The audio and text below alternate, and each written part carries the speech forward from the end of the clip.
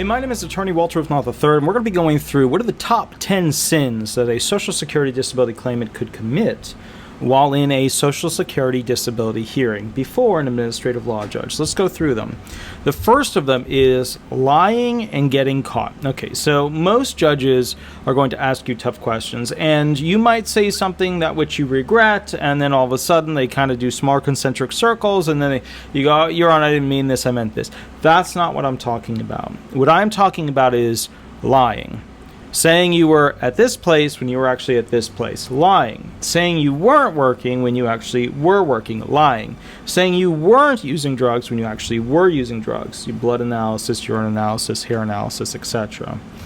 Lying is what gets them the most excited. Lying is what gets them pretty much into that Mortal Kombat mode where they're going to finish the claim. And that's the bottom line here, is that you have put them into a position where they do not feel that you are a genuine human being who is deserving of your Social Security disability benefits. Now, I understand you paid into the system for SSDI benefits. I get that. You paid for them. You pay taxes. The taxes pay for the judges. The taxes pay for the administrative people. I get all that. But if you lie, I can almost certainly guarantee you that you are not going to get your Social Security disability benefits through a DDS rep, an administrative law judge, an AAJ, a district court judge, a federal court judge, etc. All right, so circuit court, Supreme Court, etc. Number 2, egotistical backlash comments. Let me give you an example of this. Judge will ask the claimant. These are all like what I've seen, you know. And keep in mind, I don't do a lot of prep with these videos. I know that some of you guys like that. Some of you guys hate it. It's how I make them. All right. Number 2, egotistical backlash comments. I had a claimant. She was an interesting claimant. She was so interesting that the caseworker that worked with her congratulated me once I won her benefits because she was such a difficult hate-filled person. She didn't like white people. She was an African-American lady. She had been through a lot of crap in her life. It was probably understandable considering everything that I read in the record, and I'm sure there's a heck of a lot more that happened to her throughout all of it. Unfortunately, it was one of those things where she kept getting into police situations, and she became more bitter, more aggressive as time went on, and then she would talk back, you know, throw this, throw that. And she was a very, very large woman, so it's not like she could run away from the situation. Like, she was settled where she was going to be. So there was this hatred in her, specifically towards whites, and also specifically towards enforcement, law enforcement, and of course judges fall into that. So she's sitting in front of the administrative law judge. I'm sitting directly next to her. And she liked me, but, I don't know what the disengagement there was, where the bridge in that gap was or whatever. But the bottom line was, the judge asked her, hey, what were you doing up in, I forget exactly where it was. I think it was like St. Petersburg, or it was someplace in Florida that they got a record of her doing something, right? She was there for some reason. And she responded, Your Honor, that's none of your business. Ooh, that's what I mean by this egotistical backlash comment. Your Honor, that's none of your business. That's why I was there. That may be true. That may be correct. But a more trial tactic oriented response could have been, Your Honor, I was there for personal reasons. That would have been an acceptable response as well. So I just want to point out to you, even if you have deep-seated aggression, deep-seated hatred, deep-seated, like you've got a history of it, it makes sense for why you're that way. I get that. Even if you evolve that, the bottom line is, please consider that there are more appropriate ways in front of an administrative law judge, especially after you've waited out all that time to get in front of that person, to propose a particular response. Okay? So that's just something I want you to keep in mind. Okay. Let's go on to the next one. Number 3, an egotistical question as a comment to the judge. Okay, so this is one that popped up as one of the 10 deadly sins of being in a Social Security disability hearing and basically blowing your claim. When it comes to an egotistical question that you could propose to the judge, claimants are not usually supposed to ask questions to the administrative law judge. There might be like an administrative, like little, this thing or that thing. But they're usually not supposed to say, for example, well, what would you have done in that situation? You know, how much of this do you think is appropriate?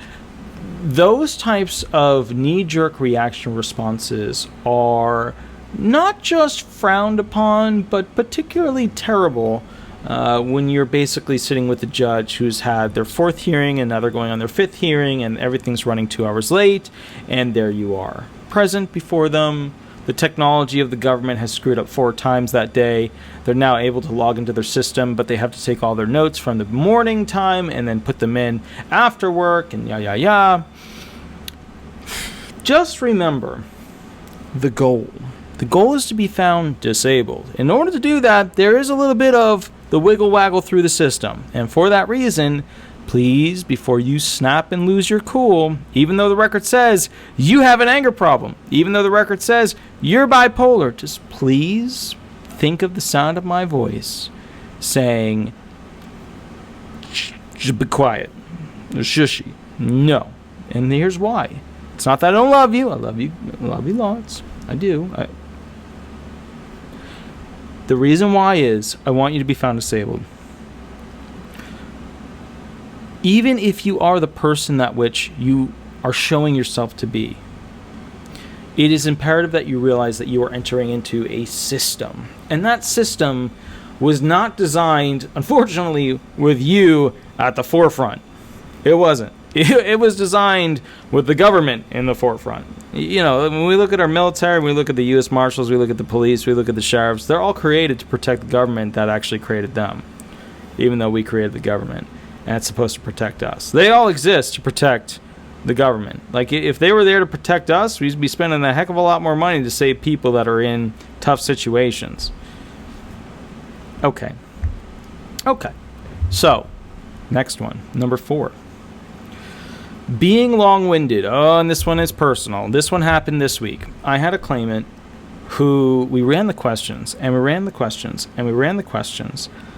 And then all of a sudden, when we have the hearing, every answer is 4 to 5 minutes long. The judges have a meter of how much crap they can take. The long-winded one is high on that list of crap that they don't deal well with.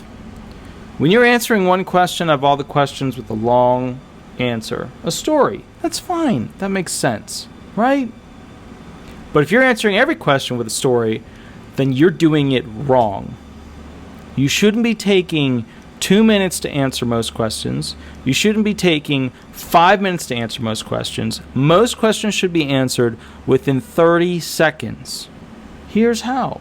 Use bullet points. If they're looking for information, they're looking for you to categorize, develop, distribute to them in a beautiful bullet point form. They do not need the story of your life. And here's the thing. You know, when you guys are sitting there, you're like, I just need to tell them. You're crying. I just need to tell them that because and then you go through the whole throw up of emotions. How could Attorney Walter not say it like that? Because I'm telling you the truth. You need to understand this so that you can get past that and then give the judge what they want. What they want is the answer to the question. When you have an emotional throw up, right, sometimes it helps to show your inability to answer things and you're crying, and that's fine. But some of you guys overplay that. Oh no, it's really me. And I get that too. But some of you guys overplay that. And what happens is you've then angered the judge. And what do I sit there and hear? The vocational expert coming out with job after job after job, and no limitations as the hypothetical to present to the vocational expert, which means not disabled. So be a little tactical is what I'm saying. Don't lose every emotional nail that you have in the ground to keep the hurricane. You know, just be aware. They got to get through this thing in 45 minutes. They got 45 minutes. In fact, this is one of the things that happened. I'm going to be now creating a total of 5 time sessions where I'm going to go through questions, and I'm going to time them. And you're going to have to answer them within the certain amount of time so that you get used to answering them quickly and accurately. Because boy, oh boy, you guys, let me tell you, a lot of you, some of you are great, but a lot of you guys, let me tell you my life story. And then we end up in like Woodstock chatter, which, you know, I went to music school, so I don't mind. But they don't want to hear that. All right. Woodstock's very cool. All right. Number 4. Actually, I labeled these all wrong numerically, so bear with me. I do that with all the videos. You guys know that. All right, number 5, telling a story that ends up nowhere. All right, so all right, I made a video about Steven Spielberg and how he basically creates these beautiful, amazing, just incredible stories. Just incredible stories, and how he does it. And I went through bullet point after bullet point after bullet point after bullet point of the approach that he uses to go ahead and share with you the masterful tricks to get an arc to the storyline, right? I love to dress up, put on beautiful makeup, and do this and do that, and go out to do these amazing things with my spouse. I'm doing it from a female perspective because I always do things from a male perspective. And go out with my spouse and share these amazing dinners, and I would dress up to go out to all these meetings, do these things, and then the cancer came. And I was trying to do this, and I was trying to do that. I was going to keep myself up, and it was amazing how great I could do. I was going to be the best dressed person in that cancer ward. And then they shaved my head. I need you to understand that you need to be able to tell a story that has a good arc to it. And I know a lot of you guys think you are great storytellers. I'm going to be honest with you. About 1 in 1,000 people that I talk to is a great storyteller. I can almost certainly de facto tell you that you suck at it. And that's okay, because now that you've listened to me tell you that, you can go watch the videos on how to be a great storyteller. You don't have to watch mine. Watch whatever video. Go on YouTube, go on Vimeo, go on whatever's out there. Any video processing, storing group. And learn how to tell a story. Please do it, okay? So if that was 5, then number 6. Showing up late to the hearing. All right, now look, I am not totally and completely free of guilt on this one, okay? I have done that. Now, I usually have a good reason, okay? My Prius broke down, my truck broke down. I've had breakdown issues. Like, I've literally submitted to the record a picture of the tow truck trying to pull my F-350 dually onto it and it not fitting on the bed. I've been there. The bottom line to this whole thing is that you need to understand that being late is like a slap in the face to the judge. It's like spitting in their face and saying, well, your time is not as important as my time. My time as the disabled claimant is more important than you. These judges all have, to some degree, an ego. Okay? Nobody's going to question that. Oh, no. Every judge... No, nobody's going to question that. Okay? All these judges have, to some degree, an ego. And when you show up late, they are cranky. One time I showed up late for the chief judge. She handled it in a way that sucked for me. She made my claimant and I... And by the way, the claimant was more late than I was, just in my defense. There's no defense. Point is, and the chief judge was such a mom about it. She made me wait through every single hearing that she had with the claimant. By the way, we snookered out and got lunch. We had a good time. She made me wait, because she made me wait through every single hearing that she had that day. And then I got to have my hearing with the claimant. And then when I walked in there, Your Honor, I apologize. And I was very, because I screwed up. When you screw up, you got to apologize. A lot of people don't know that, but it's okay to be wrong. It's okay to apologize. It's okay for people to bring it up in the future. It's okay to apologize again. Realize that mistake does not define you. Cool. All right, we got that. Now, here's the deal. I went in there, Your Honor, I apologize. I am very sorry for what happened. And I'm smiling now because the way she handled it was so boss. It was like, whoa. And she said, oh, no worries, counsel or not. We had some excellent hearings during that time. I'm going to go ahead and finish up with your hearing now. Like a boss. It was just so, like, she didn't miss a beat. It was so just, it was like a mom just, just digging that little, like, how could you do that to me? It was professional. I've never seen a degree of that. Like, you see movies where people do that. Best actors in the world are the judges. Let me tell you something. Nobody has seen more action than the judge. Nobody has seen more action than the judge. You can put somebody on an action set, they still haven't seen as much action as a judge. You can put somebody in some weird country, they still haven't seen as much action as a judge. Those judges' eyes have read everything. Their brain has relived everything. They've had to experience everything. Sure, I mean, you could say, well, the guy that's in, the middle of the Congo that gets attacked by, a militia has experience. Yeah, okay, fine for that particular thing. But nobody has a broader aspect of all the things that are out there, the horrific things that exist, than these judges. I'm now off point. Okay, number 7. Being poorly dressed for the hearing. Okay. I realize that different cultures require different standards of dress. I realize that a suit in one culture is acceptable and a suit in another culture is not acceptable. I realize that a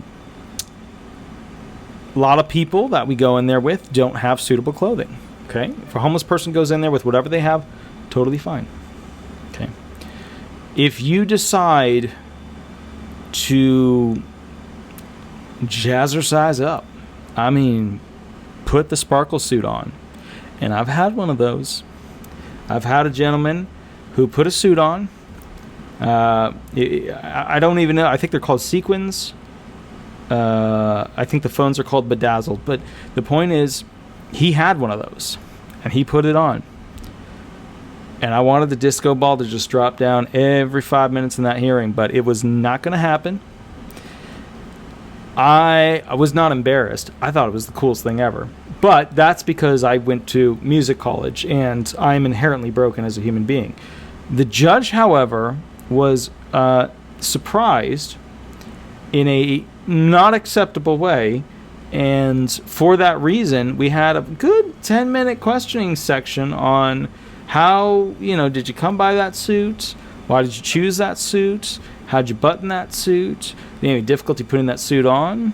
Et cetera, et cetera. Why did you think it was, did you wear that to a job? And all of a sudden, all these questions came out. Just be aware that the standard of dress for a legal occasion, if you can afford one, if you're homeless, there's no standard. Okay, if you're super, super low income, there's no standard. If you can afford a standard of dress, right? And it does not conflict with your impairments are. Like if you're in an impairment situation where you can't button buttons, if you can't zipper zippers, yada, yada, yada, don't overdress. Don't wear animal costumes. You know what I mean? You could wear sweats. Totally cool. Totally fine. Totally cool. Totally fine. Don't wear sweats if you can that have like some horrific, thing on the front, blah, blah, blah. You never know what's going to offend a judge. Like when people walk in, and that's another thing too. Sunglasses, usually a good idea to take them off unless medically you are required to utilize them. Hats, baseball hats, especially the ones that have a lot of shiny stuff on them. Like they got stickers and they got the this and the that, and then they're embroidered with stuff. Just remember, a lot of these judges, they're old school. And they might come from this culture in the inner city and this culture in, Texas Ranch. They might come from that. They might. But you don't know what's going to offend them. Okay?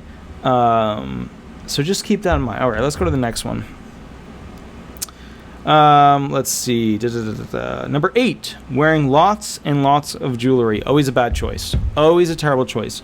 I had a claimant who had tons and tons of jewelry on her hands, and she was a homeless individual in a homeless help program, and the judge was always like, well, how did you afford that? And the truthful answer was she would basically distribute drugs, and that was how she afforded it, to have all this silver and gold on her hands. But then we also got to the question of, okay, well, she's got arthritis on her hands, how did she get them over her knuckles? You can see where it's going to quickly evolve into this like thing. Jewelry, just don't wear it. You don't need it. It's a disability hearing. You don't need it. You really don't need it. You got the Titanic necklace. You don't need it. You got tons of, don't need them. You want dangly earrings? You don't need them. You just don't need them. Here's the other thing too. I just want to point this out. If you wear really strong cologne or perfume, or you have really shiny objects on your body, like dangling earrings and stuff like that, or like a really, really, huge nose ring, this is all crap that distracts me, the attorney. You don't want to distract me. You want my brain to be processing at the highest level that it can in that moment. Think about that. You're hiring an attorney to be the smartest guy in the room on your side, the smartest guy or the smartest girl in the room on your side, either, yada yada. It's important to me that you understand the fundamentals here. You need your attorney to be mentally processing things at the highest potential rate that their brain can. And if they're looking at your earring and it's shimmering and there's something spinning in it and all this stuff, that it's a problem. You don't need jewelry. It's a disability hearing. If you want to wear jewelry, go ahead. But I'm just telling you that's the things that have popped up. All right, number 9, faking a crying spell. All right, look, we know when somebody is crying. Real tears. We see crying all the time. We know when somebody has a mental problem and they're crying. We can tell because we see it all the time. We know what it looks like. Oh, how could you ever? Somebody might be different. Yeah, that's true, and we keep that in mind. But we know what it looks like. If you're going to cry, don't fake it. Don't fake it. That's all I ask. Don't fake it. Because the judge might sit there and think this person is a crocodile tears, evil, lying, disingenuous person. That's what the judge might be thinking. And that's a problem because you kill your credibility doing that stuff. I'm crying and then there's no tears. We've had that. Oh, I had that one. Dry eyes was not one of the symptoms of her medication. Just a thought. All right, next one. My doggies are in the other room right now. I'm trying to make it through the video before they basically attack me. So Shadow's going to figure out how to open that door shortly. There's a small code on it, but he'll figure it out. He's too damn smart. All right, next one. Number 10. Constantly saying that you're going to be honest. Oh, guys, please don't do this. I love you all dearly. You know that phrase, I'm going to be honest with you. I'm going to tell you the truth. All right, you got me on this one. I'm going to tell you how it is. Don't say that in court. Don't say that in a hearing. What are you doing? Every time you say that, you reaffirm that you're usually a liar. Don't say it. The judge is going, oh, great. Today, we're going to get the truth from this individual. However, in the past, the doctors who were writing up fact patterns, the medical experts that were reviewing that claimant, and the DDS rep that was talking with them about their work history might have not been getting the truthful opinion. Look, just, be aware of that. That phrase is a no-no, okay? Now, there were supposed to be 10 of these. I try to always give you one extra. In this one, I tried to do 10, but then I actually did 2 number 3s, so you're getting an extra. And that is because I don't put a lot of time into these videos. I should, but I don't. I try to get the information out there. It's late already. I still have to go to USPS to mail a bunch of stuff. And then I got to wake up early to go to an office, so, all right. Number 11. Not owning up to what is in the record. Ooh, this is a good one. This is a good one.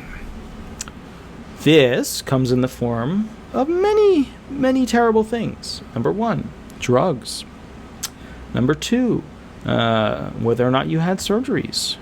Number 3, whether or not you're a smoker.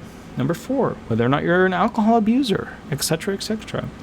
No, Your Honor, I haven't had drugs in like a long time, like 3 years. Oh, okay, we got a urine analysis showing you enjoyed a little bit of crack cocaine about, let's see, about like 6 months ago. Oh, no, Your Honor. Ask your attorney. This is probably the smartest thing you could pull from this video. Ask your attorney the last time drug abuse was notated in your record.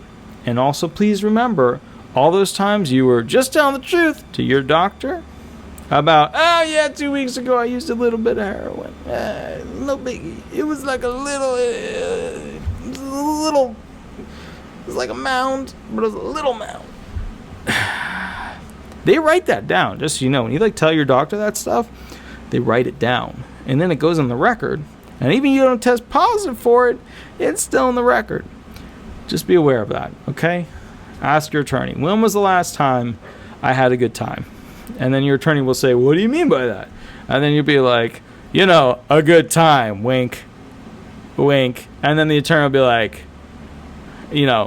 If they come from a good background and they're a good person, then they'll immediately know what you're talking about. If they're not a good person, then they'll be asking who your connections are. Be careful about that. So the point is this. Realize there are more than one way. There's more than one way to essentially have something negative in your record. You could have told something to somebody. The SSA could have gotten a letter from somebody, anonymous. Hey, this guy's a terrible person. He uses and abuses drugs all the time. And I sell it to him. You never know what's going on there. Ask your attorney what's in the record.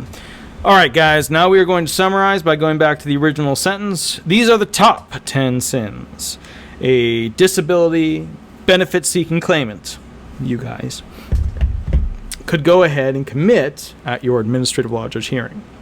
Please do not commit these things. Will one of them potentially pop up? Yeah. What are you going to do when they pop up? Be honest. If you flip out on the judge, apologize. Right? It's none of your business. Next question comes up. Apologize to the judge. They're not your whipping board. They're not somebody that's there to be beaten up on your behalf. They're not there to blame for the system that's in place. Their job is to follow the system that exists. If you want somebody to change the system, get an attorney. They're pretty much the only ones who can beat up the legislator to actually get them to do something. Legislators. But bottom line is this. Please don't commit these. Now, with that said, if you have any questions, if you want to catch up, if it's related to obtaining of benefits, give me a call. If it's related to any other type of question, catch up with me during the live when I donate 2 hours. 8 to 10 every Thursday, okay? Live on YouTube, Eastern Standard Time, 8 to 10 p.m. Keep in mind, we donate $25 to a caller. And I usually get back to that person a week after they actually win, but I'm trying to make that a smaller amount of time. But the bottom line is we donate $25 to a particular caller, and you guys get to vote as to who you feel should go ahead and receive it. All right? My name is Attorney Walter, if not the third. Have an absolutely wonderful day, and we'll go from there. Thanks so much. Bye-bye.